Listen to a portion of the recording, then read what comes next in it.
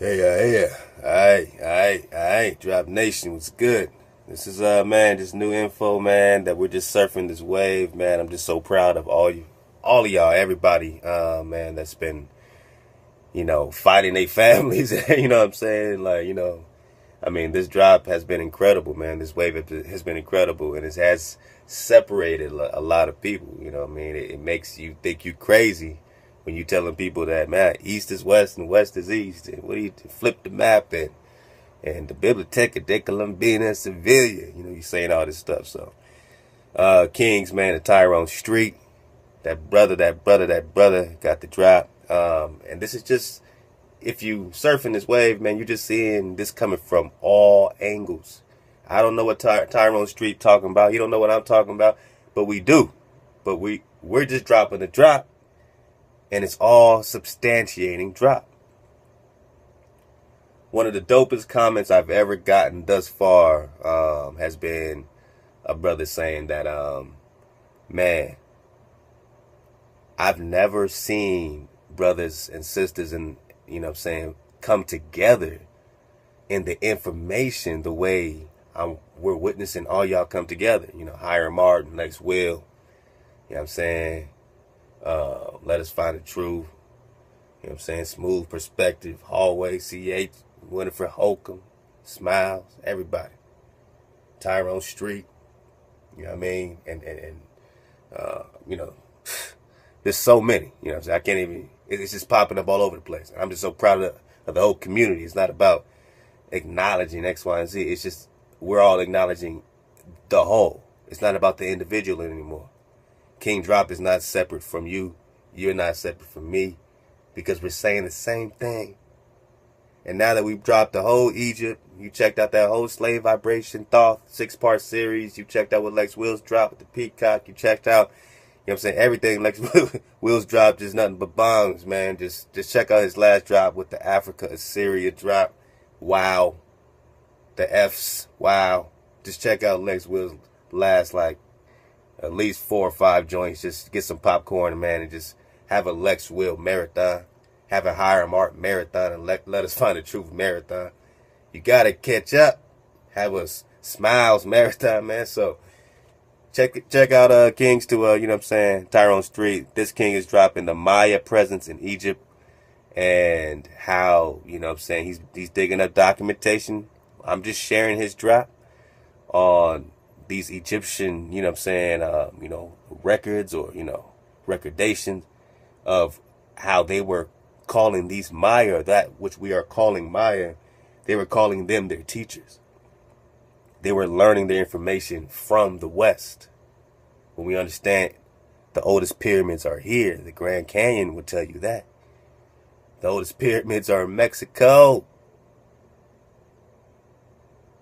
The largest pyramids on earth, almost 3 times the size of the Pyramid of Giza, is in Mexico. So why are we so enamored by this pyramid across the ocean when we got a pyramid in America, 2 of them, that are larger and older than the ones in Kemet? So if the oldest joints are here, then this is the old world. That's why these records are saying that this is the land that popped up first after the first flood. That it popped up before the land of Africa popped up. So everything got popping here, and the biblical stories and all that happened here. And you're going to see this drop in Egypt. He's going to take you to, you know what I'm saying, the temple, and you're going to see the Maya recordation in their temple. Wow. These were the teachers going over there teaching them high sciences from America. Negro science. Lego. Of Maya. Stephen, please. Well, this is a chapel or a temple of Maya. Now, the Maya was a title, not a name, of both men and women throughout dynastic times. This particular era is around the 18th dynasty, the time of the so-called King Horemheb. Now, the key thing here is 1997, Hakim came to the United States to California. My research partner Bob Butter and I met him for a couple of weeks and we discussed. One of the things he discussed on a return trip to Egypt in September of 1997 would be, he said, he would show us evidence of a Mayan temple in Egypt. Mayan as in culture. Exactly. And I said, this I never heard of. No, it's not in any text. No one has ever mentioned it. Okay. We came here. This was arranged differently then. A lot of this is new construction. It was not this way in 1997. First of all, I looked on the wall.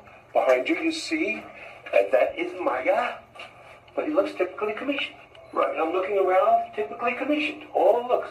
So Hakim would use the expression, well, you know, Stephen, when in Rome, do as the Romans do. He's living in Kemet. He's going to pass in Kemet, so he's betraying himself as a commission. So I said, well, Papa, this is great, but I can't go with this in front of an academic audience. They'll laugh me off the stage. I want to look at this image again, man. Hold on right quick. Let me back it up. I want to pause it on this image. The expression, well, you know, Stephen, when in Rome, see, that is Maya, but he looks typically committed.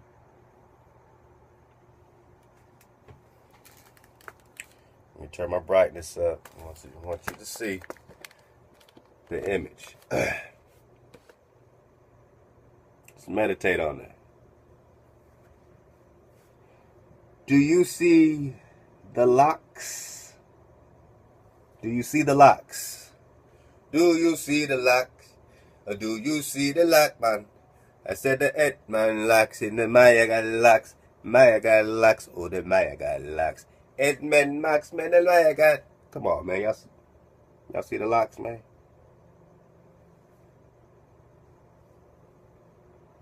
Flip my camera, so anyway. Alright? That's not just some straight hair.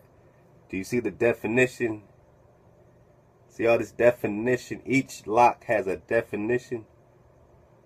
And this is a dark image. You see how they tried to lighten up the image? So that's why you say he looks Cometian. He looks Cometian. And then they got to explain why he might look Cometian. Oh, well, when in Rome, do what Rome does.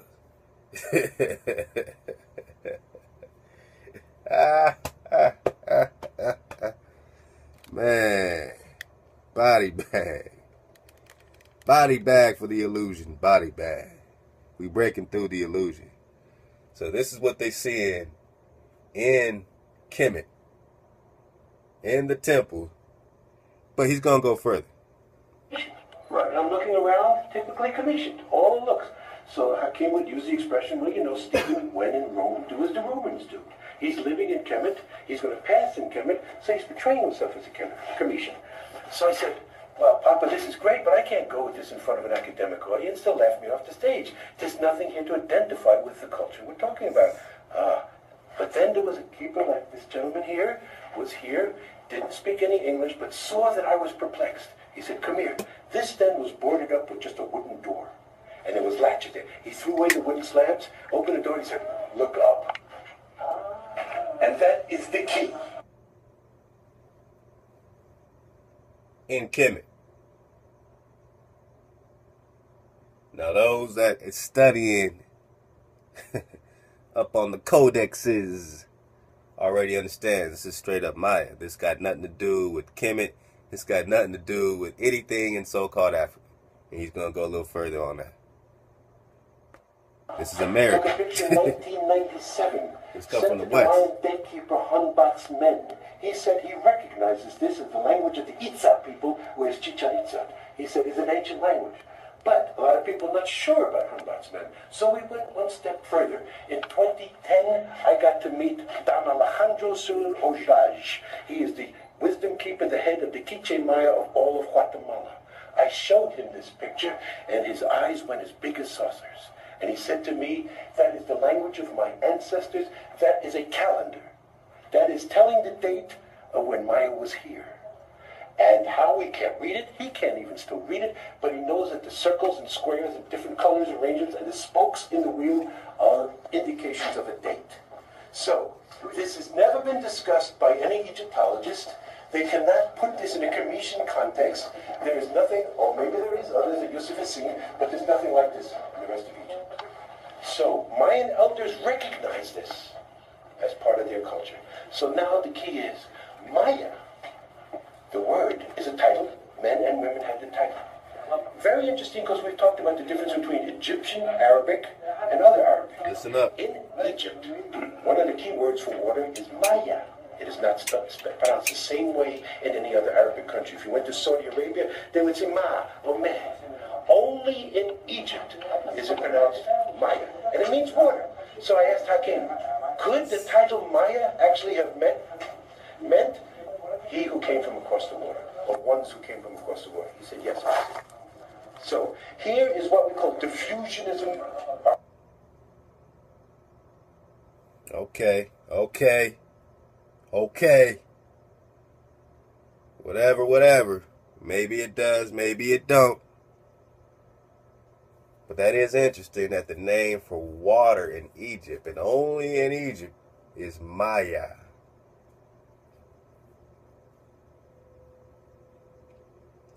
I was thinking about this the other day, Moshe. And, I believe it says in Exodus 2 that he's called Moshe because he was found, in water, or had something to do with water.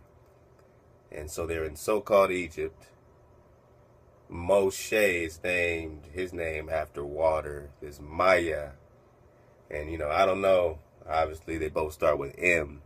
But whatever that mem is, whatever that is, whoever is the philologist, the language people might be able to link whatever this title Maya is with the title Moshe that was given. And how these things are now linking up in America. We're going to get a little deeper into that. But this is Maya in Kemet, and let's go a little deeper. Let's go. Archaeology, diffusionism, anthropology, saying that there had to be cultural contact between these individuals thousands of miles across the sea. And this is the evidence that Hakim told us that there was a Mayan living in Egypt 3,300 years ago. Let somebody else define that for me and tell me that is Cometian or Egyptian or dynastic or anything else. Alright, so this is real small, so let me get this. Let me get this piece to drop nation. What's popping? Alright, this is what it say. And y'all can pull this up. You got the link in front of you. You pull it up so you can read it. Alright, this particular joint says, like the Mayas, the Egyptians regarded the West as the region of darkness, the place where the souls of the dead return to the bosom of their ancestors in the realms of Amenti. There, King Osiris sat on the throne in the midst of the waters. There also it was that Thoth. I can't make this. I'm not trying to keep bringing you back to Thoth. Didn't I keep saying Thoth keep popping up to me? Thoth is messed. Didn't I say that? The whole Thoth series, I was done with Thoth. And now I got to keep getting thoughts. I got thoughts. I keep getting thoughts. What does it say? Let's back it up. Like the Mayas, alright? The Egyptians regarded the West as the region of darkness, the place where the souls of the dead returned to the bosom of their ancestors in the realms of Amenti. Where the souls of the dead returned to the bosom of their ancestors in the realm of Amenti. The place where the souls of the dead returned to the bosom of their ancestors. So they knew that their ancestors are from the West. Body bag for the illusion. Body bag for the illusion. Are you getting that? Read it yourself and see if you're going to come to that. Like the Mayas, the Egyptians regarded the West as the region of darkness. Alright, so for them, it was darkness because this was Atlantis and Atlantis was sunk. So the Egyptians over there are Thoth and the Fallen Angel Justice League, putting the slave vibration now on the indigenous Cometians, right? And they are now regarding the West as what? The region of darkness, because that's where they were just sunk. Atlantis was sunk, so that's darkness to them.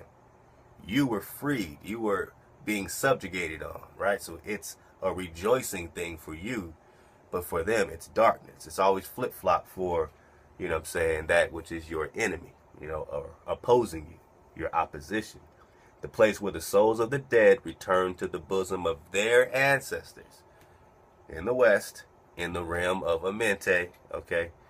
There King Osiris sat on a throne in the midst of the waters. There also it was that Thoth, Ra, or the Eye of Ra, Tahuti, you know what I'm saying, Thoth, performed his office of scribe. All right, so you're picking up the emerald tablets. He performed his office of scribe. We read tablet 1 and 8 of the emerald tablets about the slave vibration.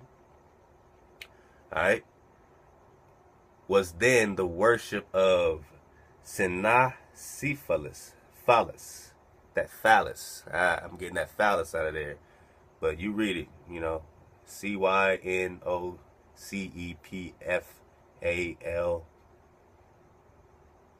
I guess that's the NS. Synacephalus, the worship of the Synacephalus, his totem, brought to Egypt from the lands of the west. So you're talking about the phallus. Look it up. I guarantee you're going to get to a phallus. All right. So was then the worship of the Synacephalus, his totem, brought to Egypt from the lands of the west. All right. So it was already in the west. All right. Now it's being brought there. All right. Now we see this phallus all over the place. Of the gods, says of the gods of men, Pythagoras borrowed his knowledge of numbers and their meanings from the Egyptians. So borrowed what? He stole his knowledge from the fallen angel Egyptians, right? Just because these Egyptians were the Atlanteans. The people were not Egyptians. The Egyptians are the Atlanteans. That's why Egypt does not equal Kemet. Everybody knows that. They separate that. That's the fallen angel Nephilim situation. That's the Thoth situation. These are entities, celestial entities, underneath the firmament.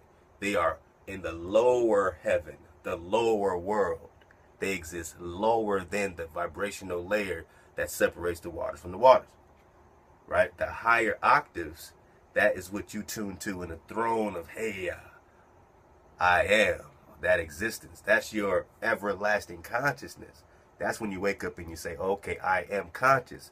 The first real question when you're awake is, well, whose consciousness am I in? And can I ever escape it? You know, my camera's flipped, so I know I've been yelling at you over here, but I'm talking to all y'all. Drop Nation. I'm giving a speech. Do you understand me? All right? Nah, I got you. So then we realize, all right, so I'm in a conscious, so it can only be the order of the conscious I'm in. There is no consciousness outside of the consciousness I am in. I am in a tent, right? The Most High stretched it out, Shammai, right? He stretched it out like a tent to live in. So if we live in a tent, where do you think you're going to go? They still say they can't figure out how to get past the Van Allen belt, yet we went to the moon.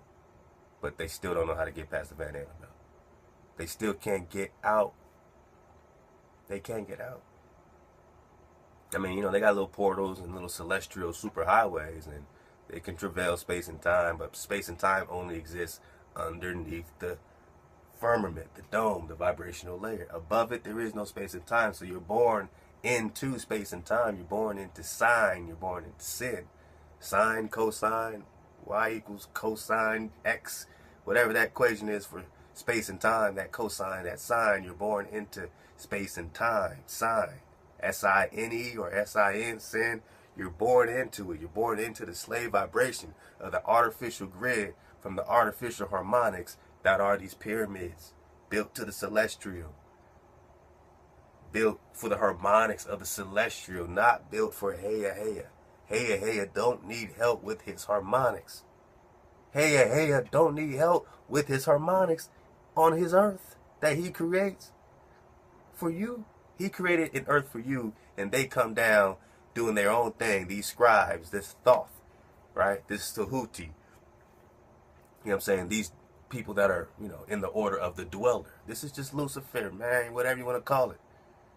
This is just that order, right? But Lucifer, again, has to report to Ea. Just like in Job, he's walking to and fro. He has to come back and say, what's up, man? I've been walking to and fro, jamming people up, right? He always has to report back. He's in order. You're not in order. Lucifer's in order. He's whooping your ass until you get in order. And does he have order over you once you're in order? Or does he just have order over the chaos? Right?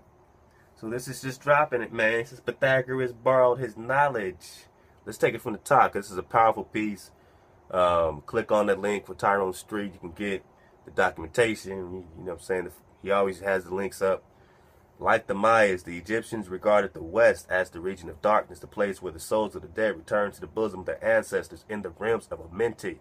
There, King Osiris sat on the throne in the midst of the waters. There also it was that thought to perform his office of scribe was then the worship of the Sinaphalis, his totem, brought to Egypt from the lands of the West, of the gods of men. Pythagoras borrowed his knowledge of numbers and their meanings from Egyptians. These received their science from the Mayas. Man, pull it up, man.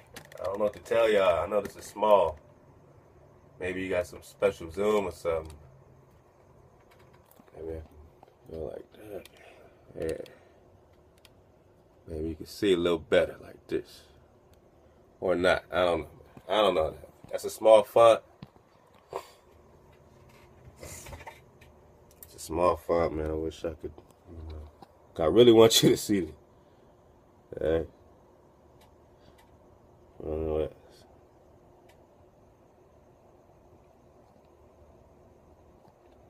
Right there.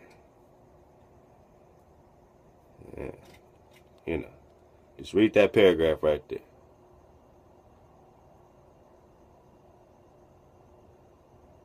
Okay, pause it, read it. Alright. Alright. So, this is cold word. This is tying everything together, man. Tyrone Street, you a bad motherfucker, man. You're a cold turkey, man. I just want to tell you, man. Nah, man. Love to you, bro. It says, these received, so the Pythagoras borrowed his knowledge of numbers and their meanings from the Egyptians. The Egyptians, received their science from the Mayas, those civilized strangers, their ancestors, who in remote ages, coming from the east and from the west, had settled and brought civilization to the banks of the Nile. I'll say it again. These received their science from the Mayas. The Egyptians received their science from the Mayas. Those civilized strangers, their ancestors. Remember, we started here in America. Thoth says in Emerald Tablet number 8 that he set up the 18th dynasty as Tutmosis III with the 6th king of the 18th dynasty, and that's what was set up in Kemet. But all the dynasties before that were right here, man. All of them. Then they set up the 18th dynasty, the 6th king, Tutmosis III. That's when you got it popping there. So he's saying that, look, man, these were our ancestors.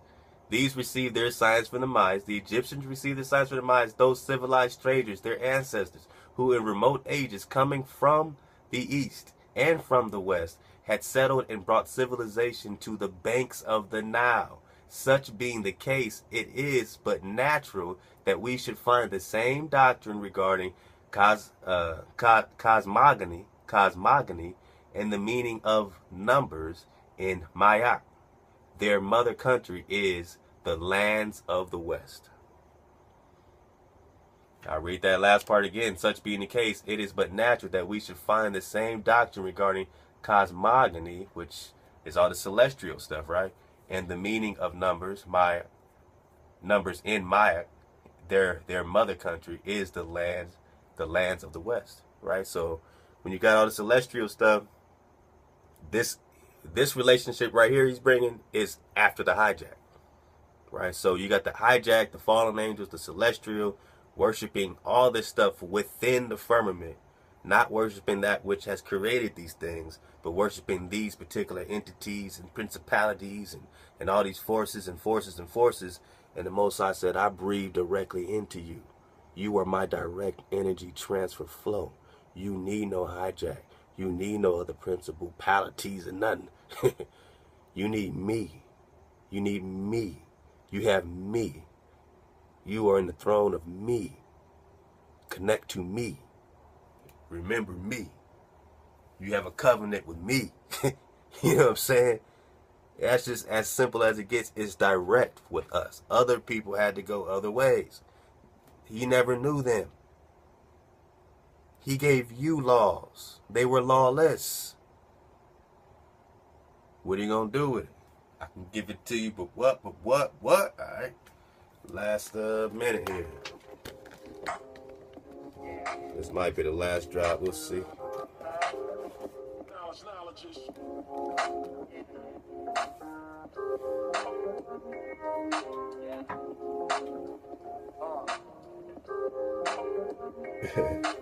Hey, man. Hey, why not?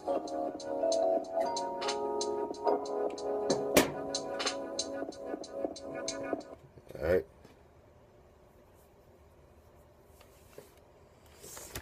What's that saying?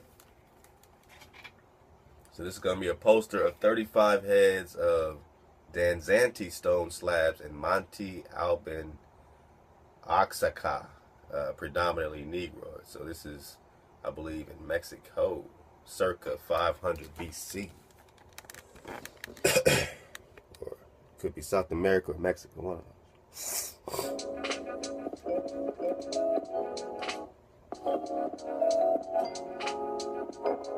So this is what they're finding, circa around 500 BC. All these Negroid heads and faces and all this kind of stuff like that. Again, copper color races, all that kind of stuff. The Egyptians are here.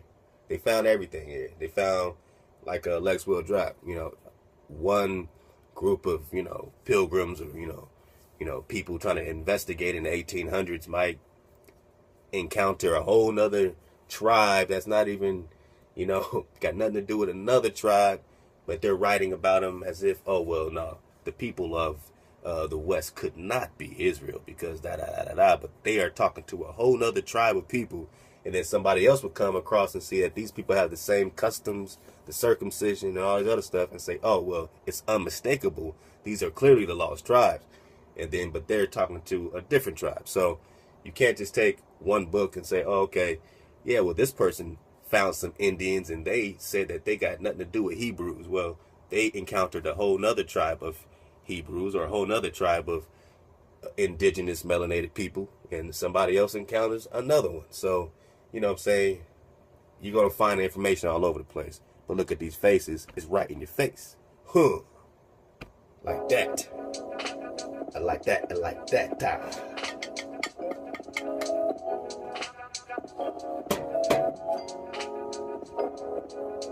Alright. I want to get all this because this king, everything he puts out is important, man. Real talk. It says, this is very important. It says the Maya sages doubtless had reached similar conclusions since they called their country Maya. Whoa, Mayat. Don't they got Maya? Whoa. Hey, somebody just sent me that because that wasn't part of my program. And I don't know. But dang, it sure sound, Maya. Does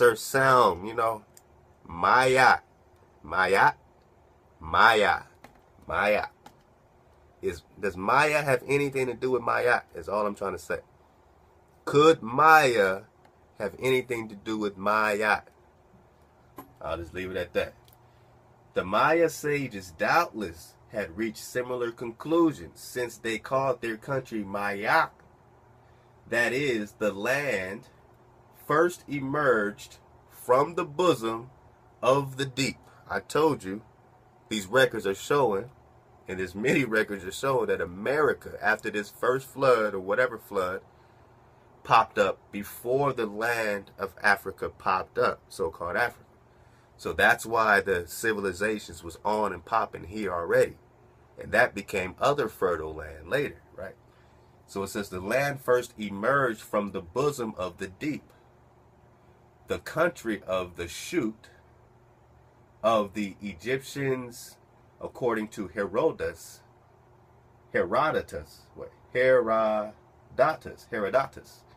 boasted that their ancestors in the lands of the West were the oldest men on earth. I'll say that last part again. The country of the shoot, whatever that shoot is italicized, and the Egyptians, according to Herodotus, boasted that their ancestors in the lands of the West were the oldest men on earth. All right, so the Egyptians, according to Herodotus. And you're going to see an image right here. It's like a painting. And it's showing a African student and a American master teacher. And it's an image, which is very interesting.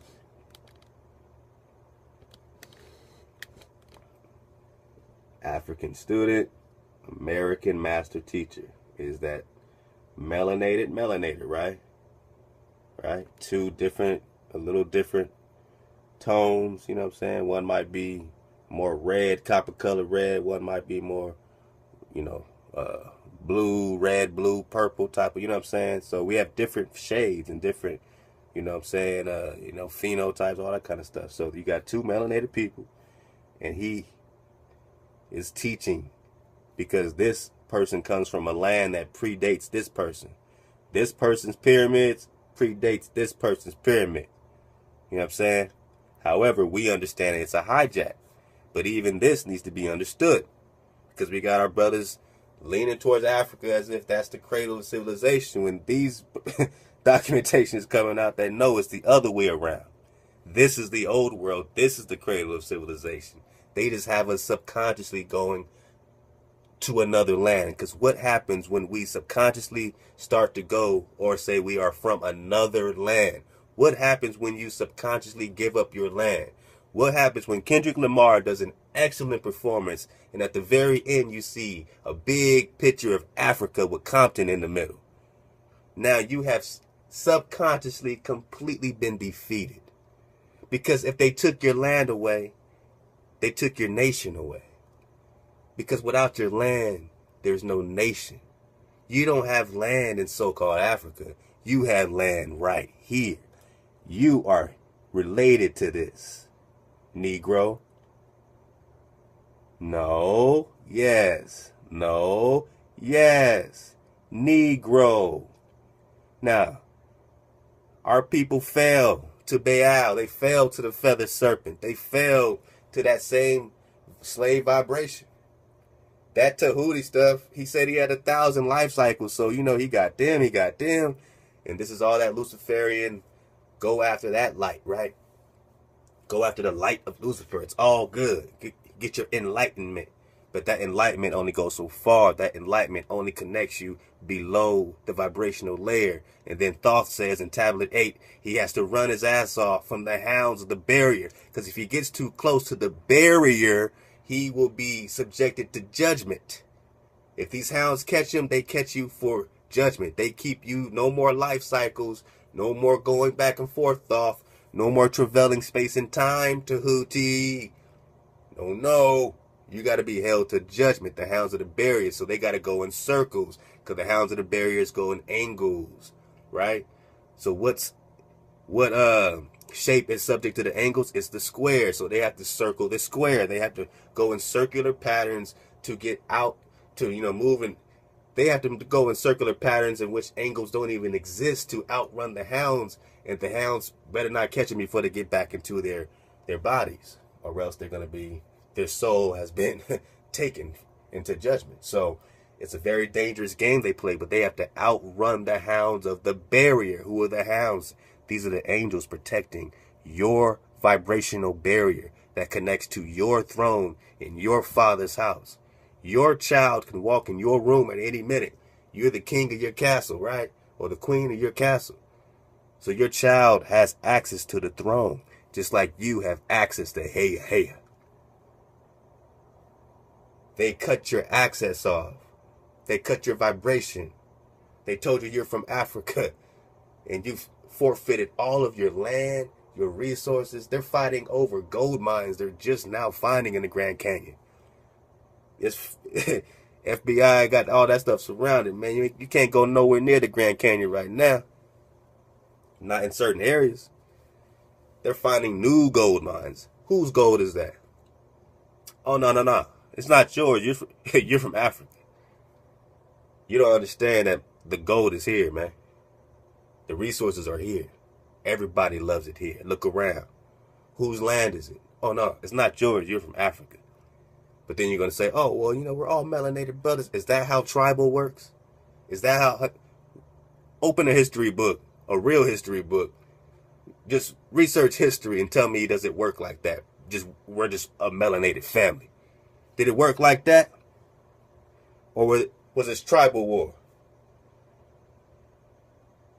After these, this knowledge was passed, could he go back and it be all good? Or did he have to still fight Canaanites and any other Amorites or any other ites that are trying to take away from what they got? And then they got to go back and fight all the people, the Nubians and all this other stuff like that. It was tribal warfare. You are the last tribe to wake up. Israel.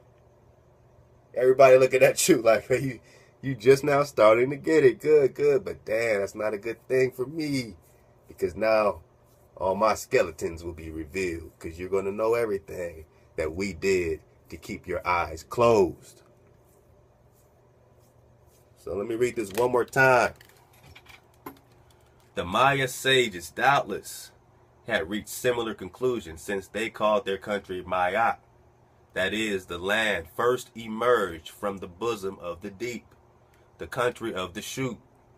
And the Egyptians, according to Herodotus,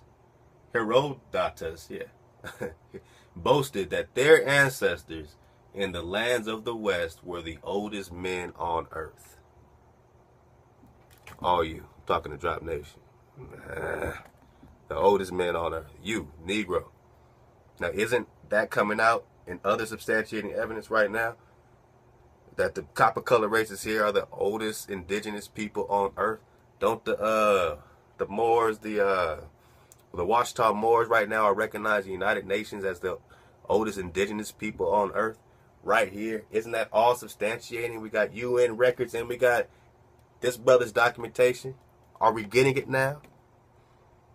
We got Lex Will dropping the Syria, Africa drop. That they came from Africa, not you. They came out and it took everything. They came out and got all the real resources outside.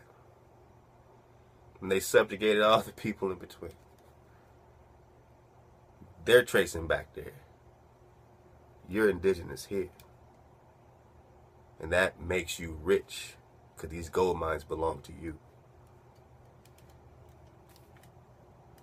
Didn't the Messiah say he's going to remind you that you're rich? That you're a rich people? So I hope we got time for one more little drop. Lex Will actually just dropped this, so I just want to drop it to continue the spirit of dropping. to continue sharing the process. This is a great, quick joint. Dropping the similarity between Egypt, geographically speaking, and America, geographically speaking. Now that we're understanding,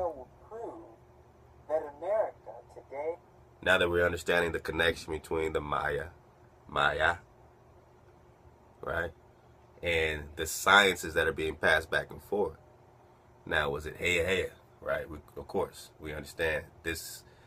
If that was order, then 300 million of us wouldn't have been slaughtered. If they was in order, we would be thriving right now. But because we're in the conditions, when you see Chicago, Chirac, when you see these brothers getting killed live on Facebook, because we're in that condition, you got to understand, your ancestors did not have the drop. After a certain period of time, the majority of our ancestors did not have the drop. They fell. And we, the Most High said, man, I'm going to get at y'all for generations.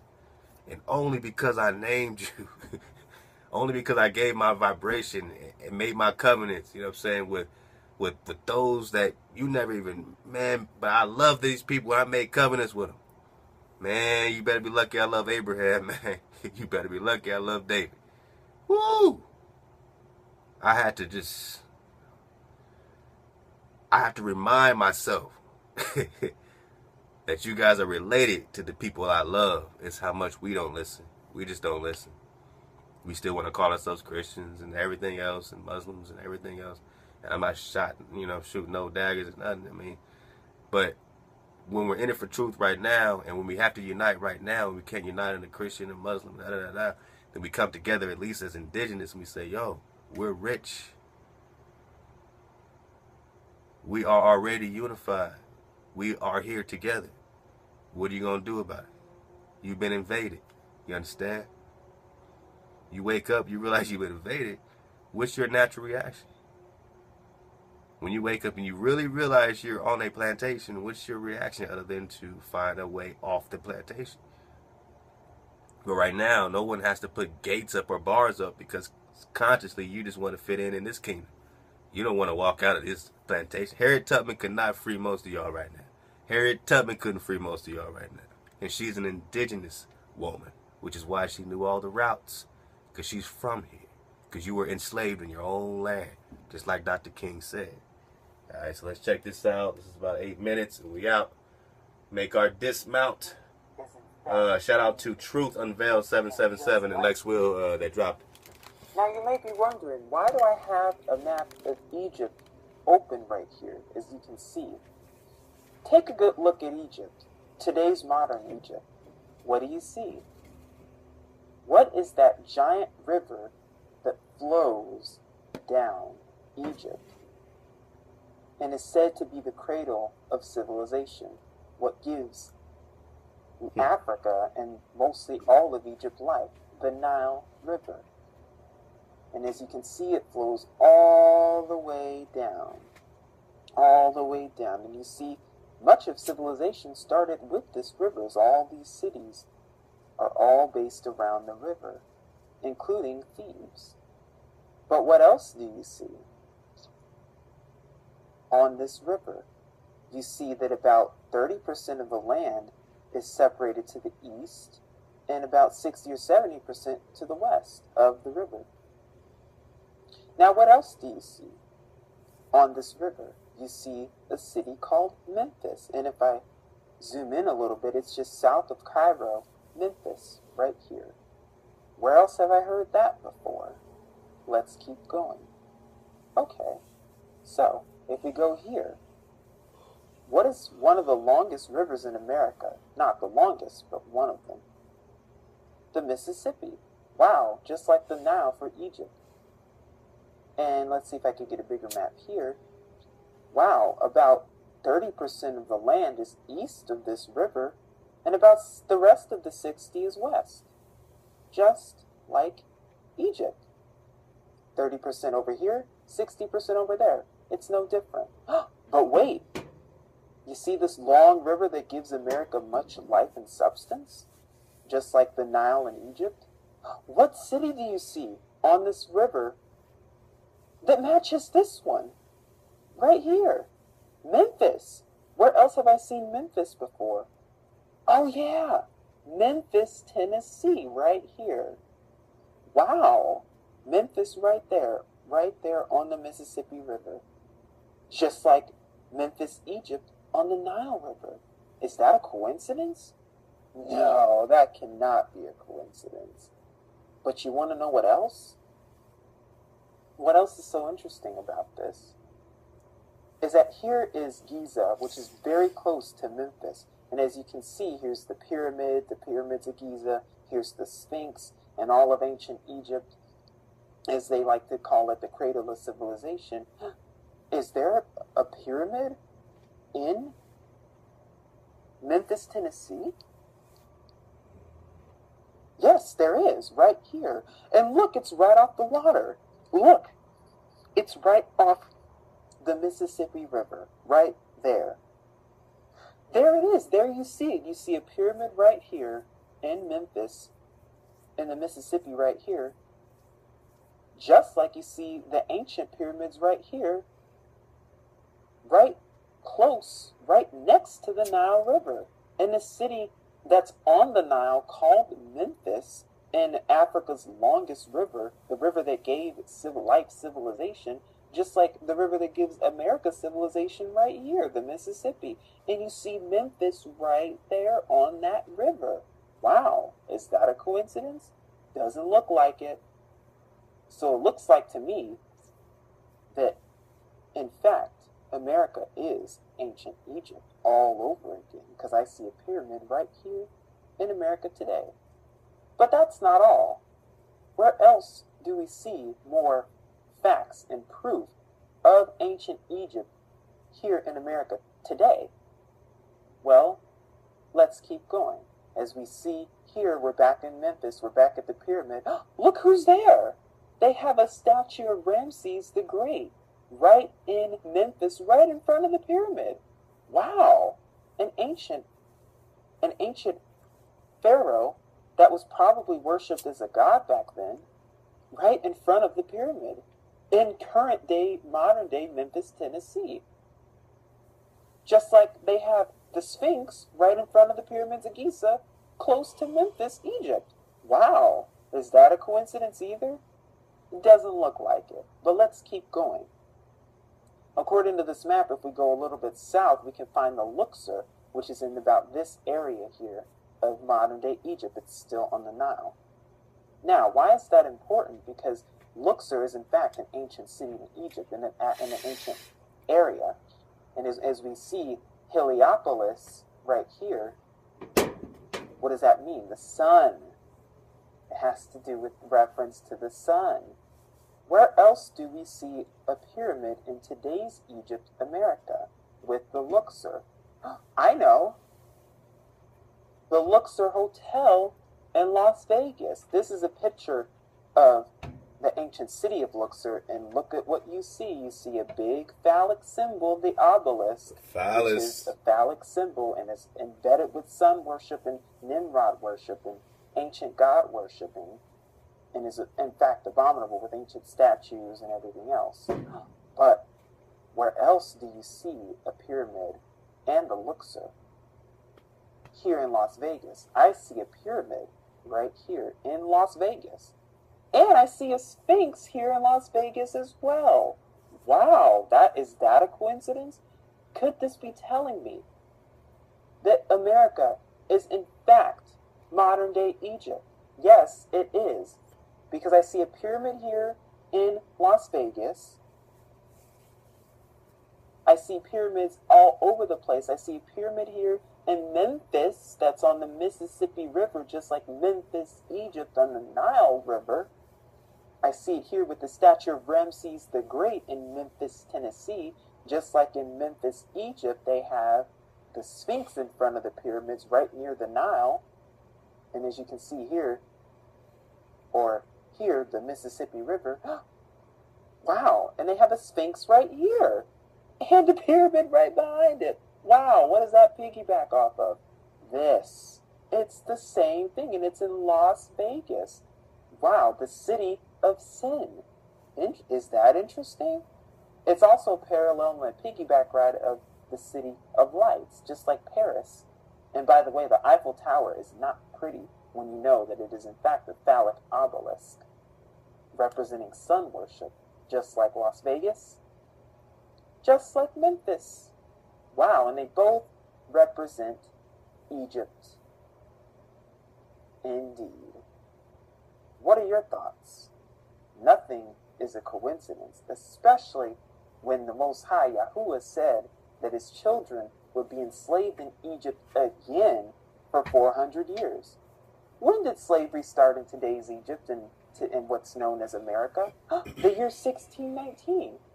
So within the next 400 years, in the year 2019, which is in what? In 4 going on 3 years from now, slavery in America will be over with. The 400 years will be over with.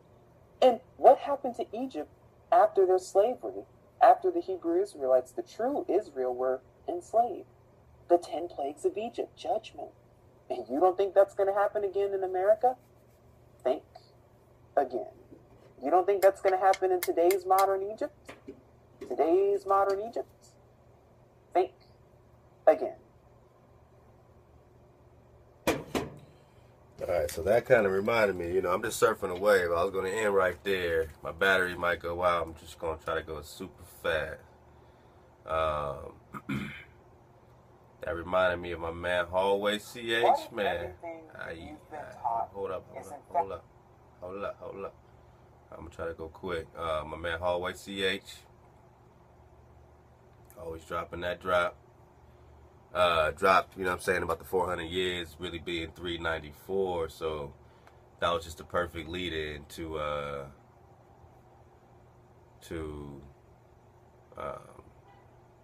man. I'm trying to find my man Hallway CH, so I can just go right into it. I don't even want to do too much talking now, y'all. Here it is. Alright. Man. King's been doing great work, man. Great work. So, whenever you drop, bro, it's always power, man. So hopefully I got enough battery for this, or at least to get as much out of it. But we're dropping on that 400 years. She said 1619 began the 400 years of captivity. His brother's gonna break it down real cold, man. King. Sorry for my voice, I'm kind of sick. This was kind of a random thingy, but I was watching, as usual, the kingdrop video. And after... Alright, let's get it right. So this is like...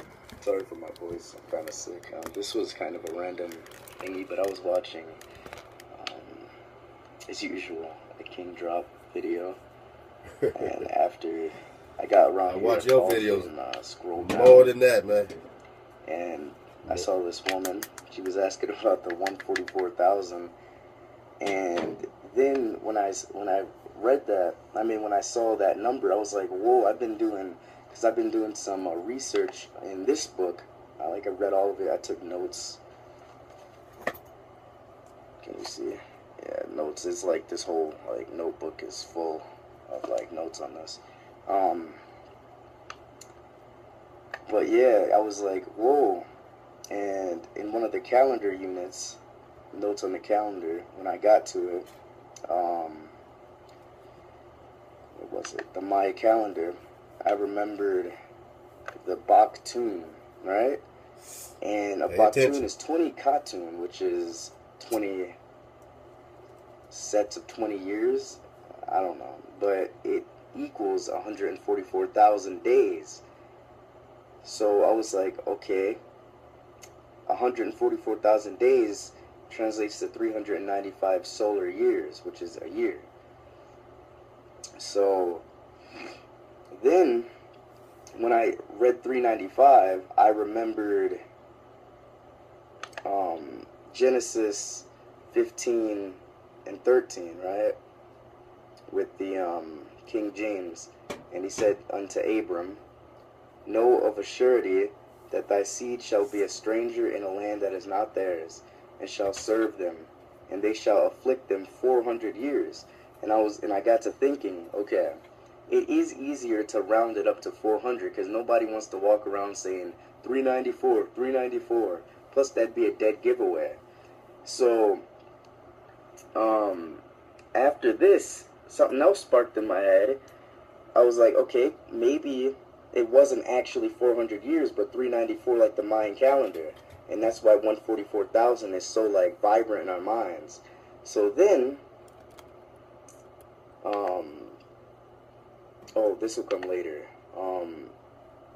Then I remembered this video from Lex. He was talking about, basically, a boy was born in 2013. And his name was Messiah, and the judge ordered him to change his name. Now, there's plenty of people that name their children Messiah, but this case became public for some reason, and it was no coincidence, right? So then I went to slavery to see when it started, and I knew when it started or whatever, but the oldest day in this, the first 19 or so Africans, blah blah. We know we're not Africans. but in 1619, right? So 400 years from 1619, hold up, I got the calculator. Alright, standard calculator. I got the calculator because I'm not trying to screw up my math, right? This is a weird little setup. So we know that 1619 plus 400, where's the other zero? 100 equals 2019, right? And we know we're in 2016, as you can see in that calendar, right? I mean, on my little thingy. But if you subtract 6 from 2019, and this is just rounding the last point, 26 in the Baktun 394 year. If you subtract 6, then you have 2013, right? And it just goes to show, wow, that this is also no coincidence. The page messed up, but about so this is like, sorry for my voice, I'm kind of sick. This was kind of a random thingy, but I was watching as usual the kingdrop video. Remnant, I mean, he is in an it means the people who were .26, which would be 2013 was when we were free, and 144,000 equals 394, and that also brings me to. Okay, just want to get that last part back. King's doing a great job, man, and you know what I'm saying, go watch Lex Wood's last, I think, video, last couple of them. He's gonna touch on the same kid named Messiah, born in 2013. So the same wave is being surfed right here. I know Lex is gonna laugh, man, right when he gets this, because it's gonna, he got corroborating straight up evidence in the Baktums of the Maya themselves, breaking down 394, not 400. The Europeans just rounded it up to 400. So we're like, oh, I guess we're gonna have the end of the world in 2019. Nah. Your time was up in 2013. Your time was up in 2013. You're free to go. Exit their man-made cities and recover your wilderness and recover your freedom. Leave their currency. Leave their shit. Get your families and do it before your cities are encompassed with armies. They already are. Before they start kicking down your doors and forcing needles in your kids and creating all this martial law environment. The King Office plan, research that. We just dropped some on it. Go back to that radio show. So come on, we got a few more minutes on this. When it says in Revelations 14, this is, I'm not even going to click this, but then I looked, and there before me was the Lamb standing on Mount Zion, and with him 144,000 who had his name and his father's name written on their forehead. That doesn't mean people. That means those who were enslaved for the 144,000 days, which were the 400 years, or if rounded in the Mayan, 394.26, which would be 2013 was when we were free. And from like the actual mental bondage, they don't have us in a mental bondage anymore. So it's kind of like a mass awakening or something. We are still, technically, we're only still here because we choose to be. We could go out there any moment now, but. Bang. That drop you just kicked, Young King, is the equivalent to every minute of every video I ever put out, any part of any radio segment I ever did. You just said it all. That's the entire drop. That's the entire Exodus. That's Harriet Tubman kicking you in your ass saying, get off the plantation. You have a wilderness. You can build there. You're protected. Your gold has been protected. Everything's protected. How? I don't know. But what I do know is what I see and what we see coming and what we see in our water and what we know is in our water and what we see above in the skies. We know that. We know that's for real. So the stuff that we don't know, we just don't know. I don't know what's waiting, but I do know what's coming here, right? We know that shit for sure. We see the tanks rolling in. Let go. But yeah, this isn't an amount of people or a chosen few. It's mainly it means the people who were enslaved for this, like the remnant, not remnant, but I guess you could say remnant, because when they came over here and slaughtered all our people down to extinction, we are the remnant. Like everybody who's still alive today that happens to be Negro is a descendant of those who were slaughtered. So that is a... And we don't go around saying, oh, we are almost extinct, but we are almost extinct. And we are just kind of getting our numbers back into the, whatever, tens of thousands. But we used to be hundreds of millions. I mean, tens of millions. But we used to be hundreds of millions strong here. Hundreds of millions strong here. So for the fact that I got documentation, we got documentation from the 1800s of them saying, man, the Negro is almost extinct. But we're not taught that we're almost extinct. We're taught that we're African. And how can we be almost extinct if we're African? I was thinking again about Exodus 2 when when I was reading it. And go back and check out that, man, the Sefer, the Exodus. Shema. Shemot.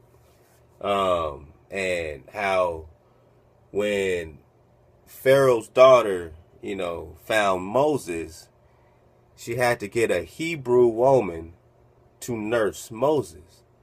Now, if we're all just African, if we're all this melanated family, why did she specifically need a Hebrew mother to nurse the Hebrew boy? Why did she need a Hebrew mother to nurse the Hebrew boy as if he was another species, as if it was a polar bear? Or, you know what I'm saying? I mean, even black mothers nurse white babies, right?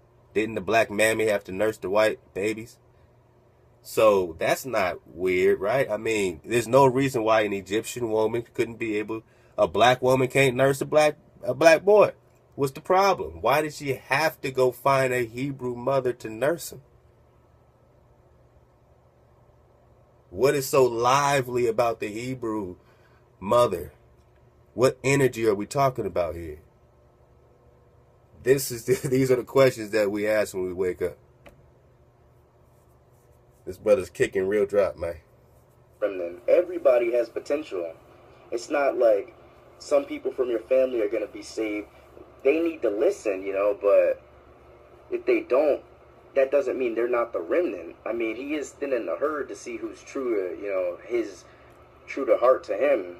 I don't think I worded that right, but we are the remnant, because if they took us down from 300 million down to 5 million, we are extinct almost. Then everybody who's still alive today is a remnant. And so you can watch this video. You guys have probably seen it already.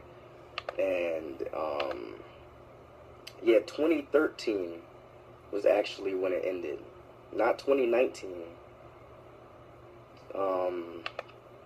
And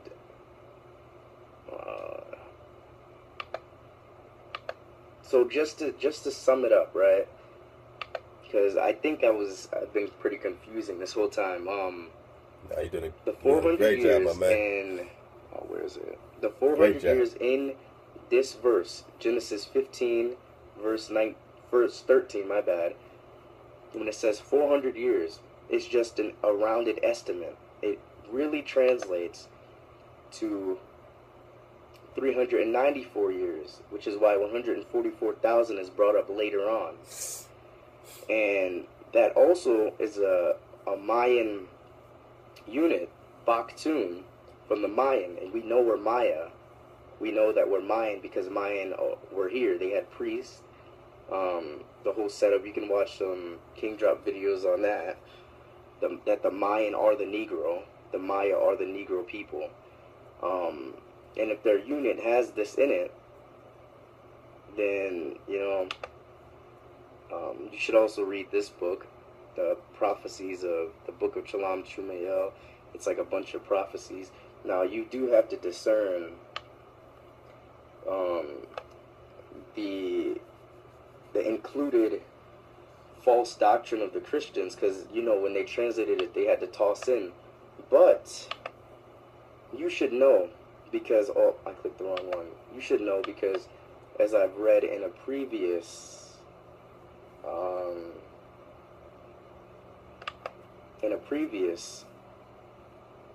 hold on, let me pause. Okay, in a previous video I made, we know that although they were mingling the text with their like false doctrine, still he who comes of our lineage will know it, one of us who are Maya men. So you should know it, because if you are the lineage, you will understand it. And also, not only that, but in Prophecies of a New Religion, it says, although all this is, correct and not all incorrect, but intermingled, who will be the prophet? Who will be the priest who shall interpret truly the word of the book? So one of you guys might be the prophet or the priest who truly interprets, the work of the book. It could be any one of us. But if you're true to the Maya men, you'll know, you'll understand it. So basically, this Messiah guy was the sign that the 400 years, aka 394 years, or 144,000 days, has ended. He was the sign. And as said also in Lex's video. And the 144 mentioned in Revelations is not talking about a set number of people. It's talking about those who were free from the enslavement of the 144,000 days. So with that said, I'm going to end it now. Wow, powerful. But yeah, I do highly recommend that you read the book of Balaam Chumael in the sacred text under Native American. And yeah, I'm gonna end it here. I hope you this is just a theory, but it seems too good to be true, so I don't know. I'm going to end it here though, and if you find anything else, just surf the wave. Keep spread the information. Woo! Surf the wave, man. Surf the wave. I love it. I love it. Kings to Hallway CH, man. Beautiful family, man. All right. You know what I'm saying? My battery's about to go out. But I love y'all, man. And this is what we're getting. So we can walk out at any time. Our time is done. Our bid is up, right? That's the power we have. That's the collective energy we have that's dragging us out of the chaos, out the illusion. So, you know what I'm saying? We're remembering. This is our land. We've been enslaved on the land that, you know what I'm saying, we become strangers on our own land. That's why it says, oh, you know what I'm saying, you'll be back in captivity on a land that's not yours. Well, it's yours, but not consciously, right? You're on your land, but not consciously, so it's not yours. You are enslaved in the land that's not yours, because consciously you're in Africa. I'm saying stay up, suit up, and choose up. Love y'all.